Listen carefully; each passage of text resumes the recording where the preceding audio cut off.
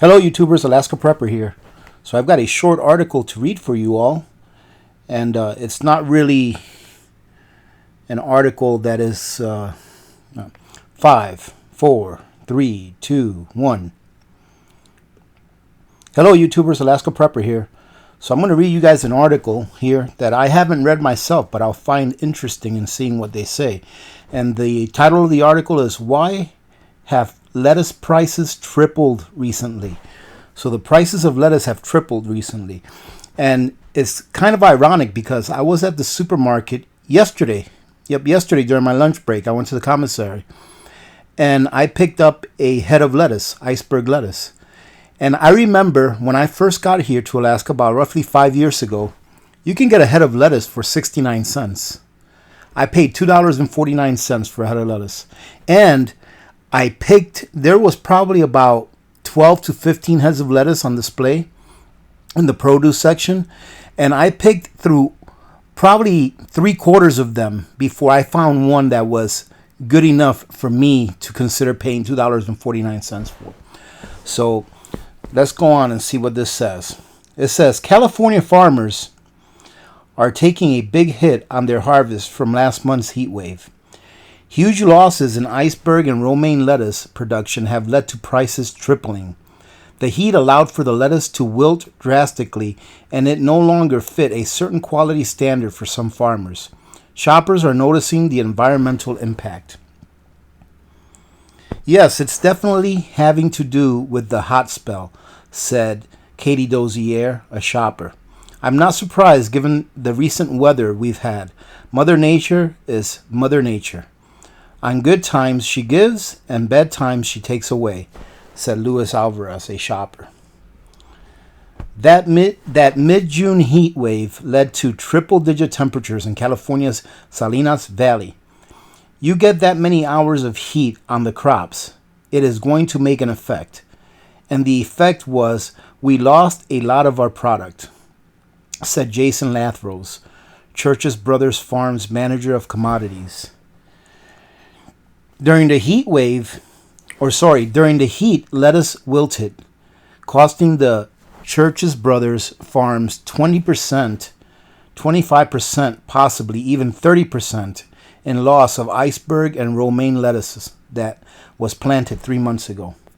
There's nothing you can do. That's Mother Nature. We play in an outdoor arena, said Lathos. However, the arena in Salinas is what makes growing ideal. Growers said that weather usually isn't an issue this time of year, but that rare heat wave is behind prices tripling. You have relationships with your customers. You give everyone just a little bit. You may not be able to give them everything they are looking for, but you try and spread it around to all of your customers, Lathos said. Whether shoppers notice the hike or not, they said their health rises above a price tag. I would say feeding my family healthy food and vegetables is more important to me, Dozier said. Well, ladies and gentlemen, let me put this in there. Some people don't have that option. Some people don't have the option of paying more for their food in order to be able to feed their families, healthy food. That's why now don't quote me on this, but that's why a lot or most people that are on limited incomes and only have a certain amount of money for food, all right, cannot eat healthy, all right, because it's cheaper to go get a 600-calorie Big Mac, all right, or a 600-calorie double cheeseburger on $1.50 Tuesdays than it is to cook a meal at home, all right? And maybe I understated that or misstated that because I've shown you guys how you can cook at home cheaply. However, the thing is, what I see is that those basic ingredients, all right, that used to be pretty inexpensive and maybe still are inexpensive for the times in which we are living, all right, even those ingredients are going to be going up in price pretty dramatically. So one of our community members left a comment here a while back saying that they went to the store to see, they went to the store and they saw some Café Bustelo, because they see it on my counter whenever I do a video and it's near there, they'll see it there. They said that they went to the store and they saw some Café Bustelo and they noticed that it had gone up in price dramatically, and that they ended up buying like 10 packs because they knew that it was just going to keep going up in price. So when I went to the commissary the other day, I took a look at Café Bustelo, right? And if you guys remember the last time that I talked about this, I said that Café Bustelo was like $3.49 or something like that. And then when I first got here, it was only like $2 or $2.49. So it had gone up by like $1, in the last few years, which is almost 50%, right? I noticed yesterday when I went to the store that it went up from $3.49 to $3.99. So it's gone up another 50 cents. So since I've been here, Café Bustelo, the coffee that I normally drink, has doubled in price in less than 5 years. All right, carrying on. Alvarez added, we take advantage of it in the good times and pay a little bit more when the prices go up. Church's Brothers Farms has a policy where they shut down production when the weather reaches 90 degrees or higher. In June, the company said they stopped as early as 11 a.m. on some days. They said these prices are expected to last until mid-July. The rain in May also put a damper on crops for the Church's Brothers Farms. They said they had to work at half speed, but everything was harvested. All right, so that's it. That was the article. So pretty much in California, lettuce prices have pretty much tripled due to the weather.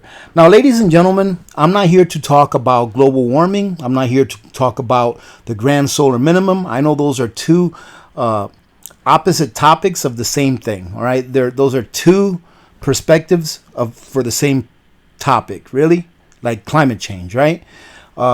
But what I am here to tell you, and the reason I read this article to you, was to inform you of what's happening as far as why the price of lettuce is going up, is that it doesn't matter what it is. It doesn't matter what the reason is. To you and to me, it doesn't matter what the reason is. What matters is that prices are going up. So what are you going to do about it? All right? That's the question you have to ask yourselves. If you see a storm coming, all right, what are you going to do? If you see a storm coming here, I'll give you a really good, story here, because I'm working on one of my roofs, right? And the roof, the shingles are off, and the first layer of wood is off. If I see a storm coming, what am I going to do? Am I just going to leave my roof bare with no shingles? No, I'm going to cover it with plastic. I'm going to take some steps that I know will protect my roof if it rains. Same thing here. If you see a storm coming, what are you going to do? And that's what these kinds of articles are missing. They're telling people, okay, it's going to be okay here in a couple of months. This happens every now and then. But the thing is that they don't know that for sure, right? Today it can be a heat wave. Tomorrow it can be excess rain. The day after that it can be hail, like what happened in Mexico. If you guys haven't seen the article about the 5 or so feet of hail that dropped on Mexico in one day, go to the Alaska Prepper News channel and check it out, because I read that article there. I think I released it this morning, all right, where Mexico got like 5 feet plus of hail, where it's just flooding their streets with actual hail, all right, in one day. It can be anything, so why not be prepared, all right? Think about what it is that you need. Think about what it is that you need to do in order to get those things, all right? Someone asked me a while back. Actually, I had a community member send me an email asking me a lot of questions. And I offered this community member a phone call, all right, this weekend. I actually have to see if they've replied to my email, to my reply, all right? Because this person had so many questions that there's no way I'm going to be able to answer all that in an email. It would take me an hour of typing, where it could take me 15, 20, 30 minutes of talking with the person back and forth to, maybe tell him or her what I would do, all right? And then they can do it if they want to or not. But it will at least allow them to do some research, and point them in a direction where they can do their own research and decide, what it is that they need to do. But one of the questions is, how do I start prepping? Ladies and gentlemen, it's very easy how you start prepping, okay? Let me just go ahead and tell you the simplest way that I know. The way that you start preparing for any kind of life-changing event is to take inventory of the things that you need on a daily basis. All right. So, for example, when you wake up, you go to the bathroom, you brush your teeth, you floss your teeth. All right. You water pick your teeth if you do that. Right? So what do you need? You need toothbrush, you need toothpaste, you need dental floss, all right? And you need a water pick if you use water picks, all right? Or you need extra little picks for your water picks. There you go. You need some of that stuff. So stock it. Find it on sale and stock some up. That'll last you maybe 6 months to a year, all right? And then what do? Okay, well, then you get ready for work and then you go ahead and you make some breakfast. What kind of foods do you eat for breakfast? Oh, you like eggs for breakfast? Beautiful. Go buy yourself some long-term food storage, dehydrated eggs, all right? Or freeze-dried eggs, Mountain House, whatever it is. Go through your daily routine and see what it is that you use on a daily basis, and then consider whether or not you would really, really need that item should you not be able to get it again, okay? Because I use my television. Well, no, I don't. I don't even watch TV. But let's say you watch TV. That was a bad example. Let's say you watch TV, right, on a regular basis. Is that something that you would really need, to save up for, to get an additional one? Absolutely not, right? No one would, right? But ask yourself, what are the things that I use on a daily basis that I really need? Make a list, all right? And then see what you can do about increasing your stock of those items, all right? And of course, I always advocate doing the 5 B's of prepping. All right, ladies and gentlemen. So this is a short video today. I just thought that I would go over this article with you guys to, showcase that, the problem that they're having in California due to the heat wave that they've been having. All right, at least with their lettuce. I'm assuming that if it's affecting their lettuce, that it may be affecting other crops there as well. Okay. Just do what it is that you can do, ladies and gentlemen. Slow and steady wins the race. No one is going to be able to get prepared for anything and everything. No one will. Okay? There's always going to be a gap somewhere. All right? That's why I'm also an advocate of having barterable items, because there will be gaps in your preps. If something happens that's systemic, there will be gaps in your preps. Okay? There's going to be some things that you forget, some things that you don't get enough of.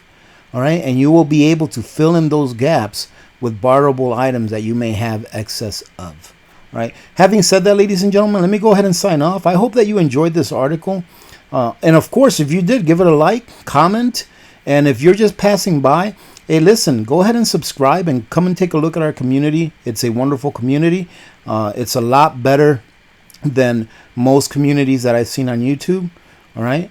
And we invite you to come over here and join our community, because it's a great place to exchange ideas, to encourage each other, and to help if you are an expert in any field that someone may need help in. All right. So we're all about helping each other, and we're all about encouraging each other to be prepared and to stay prepared, and to help those who need help preparing to prepare. All right. So ladies and gentlemen, let me go ahead and leave it off at that. Remember to be good to each other. When good people do good things happen. Remember to reach one, teach one, and repeat. If we all did this, the world would be a better place, and you know that it will be a better place. Many blessings to every one of you and your families. This is Alaska Prepper, and I'm out.